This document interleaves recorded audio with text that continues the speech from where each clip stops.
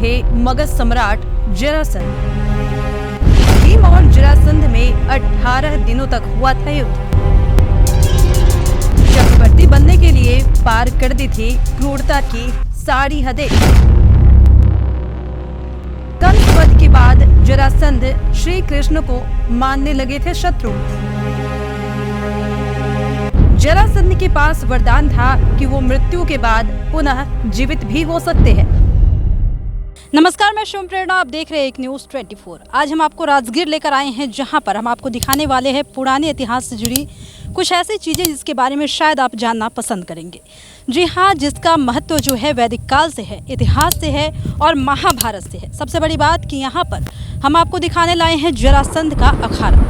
यही वो अखाड़ा है जहाँ पर जरासंध जो है भीम के साथ कुश्ती लड़े थे और इसका एक अपना महत्व है। महाभारत काल में भी इसका पूरी तरह से जिक्र है। तो चलिए हम आपको दिखाते हैं तस्वीरों के माध्यम से और इसके इतिहास से भी आपको रूबरू कराते हैं कि जरासंध के अखाड़े का इस राजगीर में क्या कुछ महत्व है। और चलिए हम आपको एक एक इसके कड़ियों को, पहलुओं को भी बताएंगे कि आखिर इसे देखने के लिए कहाँ कहाँ से लोग आते हैं और ये टूरिज़्म के लिए कैसे मशहूर हो गया है। तो चलिए हम आपको दिखाने जा रहे हैं नज़दीक से वही जरासंध का अखाड़ा जो कि काफ़ी मशहूर है और इसका जो है काफ़ी पुराने वक्त से इतिहास से महत्व रहा है।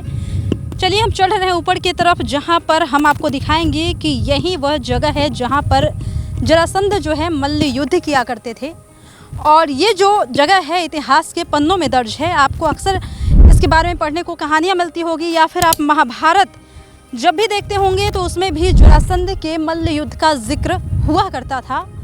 और उस बारे में आज हम करीब से आपको दिखा रहे हैं जरासंध का वही अखाड़ा जो कि काफ़ी मशहूर है और जहाँ पर जरासंध ने भीम के साथ मल्ल युद्ध किया था, जहाँ पर भगवान कृष्ण के आदेश के बाद उन्होंने यहीं पर जरासंध को हराया था और यह जगह काफ़ी मशहूर है। तो तस्वीरों के माध्यम से, कैमरामैन मदन के माध्यम से हम आपको दिखा रहे हैं कि यही वो जगह है। और इसके तुरंत पीछे आपको हम दिखाते हैं कि देखिए कितनी सुंदर पहाड़ी है। आप जब यहाँ पर जरासंध का अखाड़ा देखने आते हैं तो पहाड़ियों को देखना मत भूलिएगा। इसके जस्ट दूसरे तरफ आप देख रहे होंगे कि कितनी खूबसूरत पहाड़ियाँ हैं। इन वादियों को आप मिस मत कीजिएगा। आप देख सकते हैं इस वक्त धूप है, बावजूद इसके देखने पर कितना सुकून मिल रहा है। ऐसा लग रहा है जैसे कोहरा ऊपर जमा हुआ है। और हम वहीं पर आपको वो नज़ारा दिखा रहे हैं जहाँ पर है ये जरासंध का अखाड़ा। इस काल ने उस वक्त के बड़े बड़े योद्धाओं को हैरान कर दिया था। ऐसा राज जिसकी वजह से भगवान श्री कृष्ण को भी वेश बदलना पड़ा था। यह राज जुड़ा है एक बलशाली राजा से जो कि इस नगरी का राजा था। कहते हैं कि उसमें 10 हाथियों जितना बल था।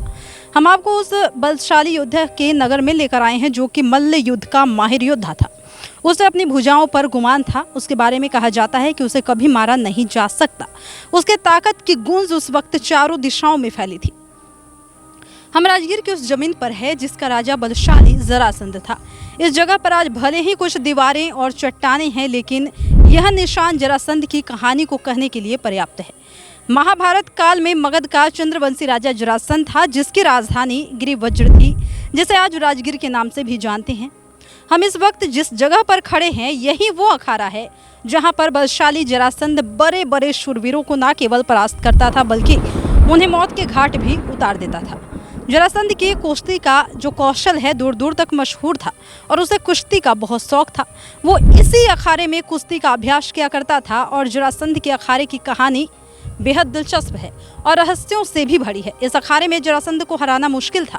जो भी वीर जरासंध को हराने की चुनौती देता था उसे जरासंध अपने अखाड़े में बुलाता था और फिर उसी अखाड़े में चुनौती देने वाले वीर को धूल की खानी पड़ती थी।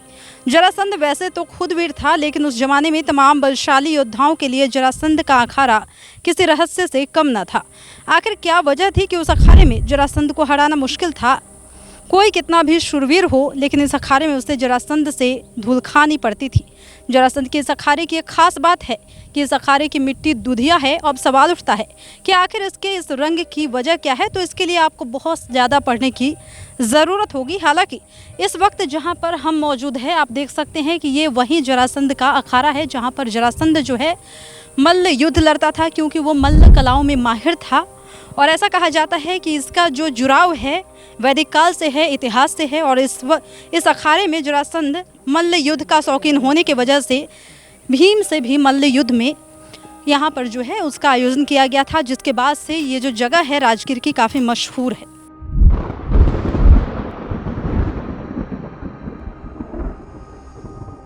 तो जैसा कि आप देख सकते हैं कि यहाँ पर लिखा है कि मान्यता अनुसार यह स्थल वह युद्ध भूमि है जहाँ पर पांडव बंधुओं में से भीम ने जरासंध को 28 दिनों तक गहन द्वंद्व युद्ध, जिसे कि परंपरागत रूप से मल्ल युद्ध कहते हैं, उसके बाद पराजित कर उसका वध किया था।